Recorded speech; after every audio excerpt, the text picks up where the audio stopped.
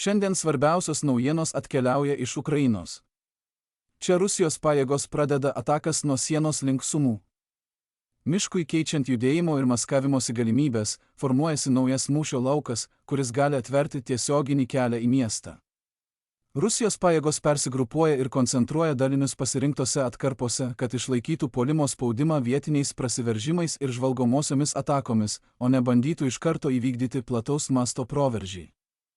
Toks laipsniškas metodas leidžia Rusijos artilerijai ir dronų komandoms veikti iš saugesnių priekinės linijos pozicijų, todėl Ukrainai tampa sunkiau stebėti ir smogti keliams bei susitelkimo vietoms, kuriomis Rusijos pajėgos naudojasi tiekimui ir pastiprinimui. Rusijos persigrupavimas šiaurėje susijęs su sustojusiu puolimu Donecko srityje, kur stipri Ukrainos gynyba neleido pasiekti reikšmingų proveržių. Mėnesį intensyvių pastangų davė tik nedidelių laimėjimų už didelę kainą, nepasiekus operacinio pagreičio. Dėl to Rusijos pajėgos didina spaudimą kituose ruožuose, įskaitant šiaurę, kad ištemptų Ukrainos gynybą ir sukurtų naujų galimybių puolimui. Sumai taikoma todėl, kad Rusijos pajėgos pakankamai anksti priartėjo prie miesto, neleisdamos Ukrainai įrengti pilnai išvystytos gynybinės linijos priešais mišką. Ukrainos pajėgos vietoj to rėmėsi ugnies kontrolę iš paslėptų miško pozicijų, kad sustabdytų Rusijos žvalgomasias atakas, o ne laikėsi sustiprintos linijos su inžineriniais įtvirtinimais. Kadangi Rusijos daliniai liko netoliese, bet kokie bandymai kasti apkasus, statyti bunkerius ar kliūtis priekinėse zonose galėjo būti greitai pastebėti ir apšaudyti.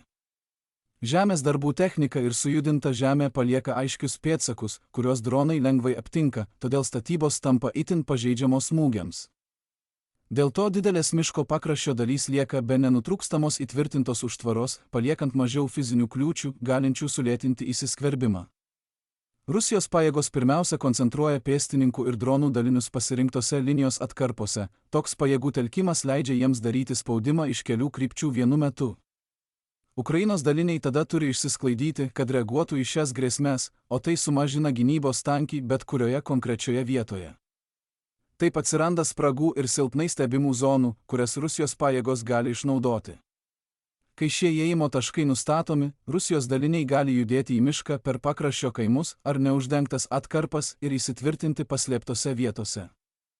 Tankėjant lapijai, medžių danga ir ribotas matomumas sumažina aptikimą iš oro, todėl įsiskverbėliai gali judėti giliau, nebūdami lengvai pastebėti. Ilgainiui šie paslėpti keliai gali leisti Rusijos pajėgoms pasiekti logistikos linijas ir palaipsniui plėsti savo buvimą link pačių Sumų.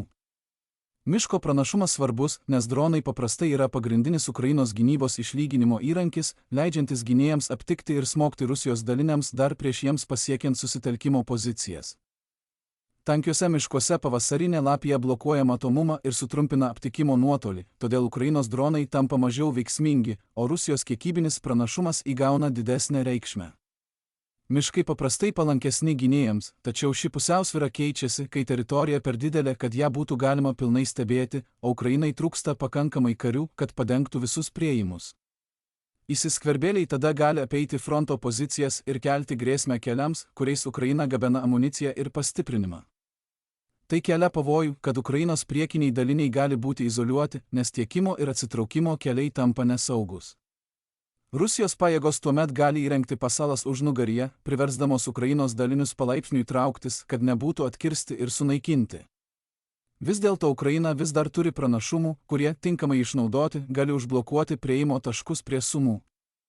Raguvos ir siauri perėjimai sukuria siaurėjančias vietas, leidžiančias minas ir pasalą sutelkti į ribotą skaičių kelių.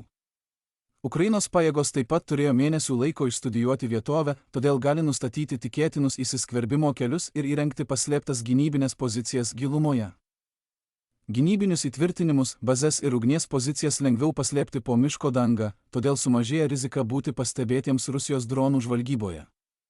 Ukraina gali apsaugoti šiuos kelius derindama oro žvalgybą su sausumos patruliais ir kliūtimis siaurėjančiose vietose, taip užkirsdama kelią Rusijos pajėgoms paversti įsiskverbimą ilgalaikiu buvimu. Apskritai pagrindinė rizika į šiaurę nuo Sumų yra ta, kad tankėjant lapijai miškas nustoja būti barjeru ir vietoj to suteikia Rusijos pajėgoms priedangą, kurios reikia lengviau judėti ir infiltruotis. Rusijos spaudimas miško kryptimi rodo pastangas paversti nedidelius pasienio prasiveržimus patikimais priėjimais per paslėptus kelius. Ukraina gali tam priešintis sutelkdama dėmesį į pagrindinius perėjimo taškus, naudodama patrulius, stebėjimą ir kliūtis, kad aptiktų ir sustabdytų įsiskverbimo grupės dar prieš joms įsitvirtinant. Galutinis rezultatas priklausys nuo to, ar Ukraina sugebės greičiau aptikti, izoliuoti ir sunaikinti įsiskverbimo grupės, nei Rusijos pajėgos spės jas įtvirtinti miško viduje.